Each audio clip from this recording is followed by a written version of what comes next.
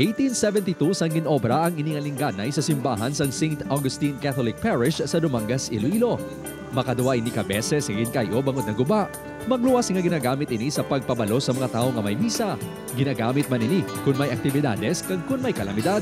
Nagaserve man kuno ini santo nga pagpaandam. Ini ang isa lang sa madamo nga dumaan nga gamit sa museo nga may dako nga bahin sa maragtas sa parokya. Bida man diri ang naguba nga baptismal font kung sa riin ginbunyagan ang mga kilala nga personalidad sa Banos ag Dumangas. Mga vestments sang pari kag sagrado nga vessels kaangay sang chalice.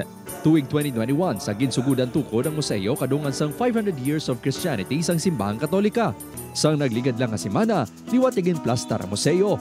Gindugang diri ang koleksyon sa mga krus sang isa ka parokyano halin sa mga simbahan sa pungsod kag sa bilog nga kalibutan.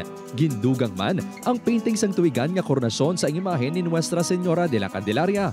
Nakabig sa mga parokyano na dako nga bulig sa ila pagpanglakaton ang museo.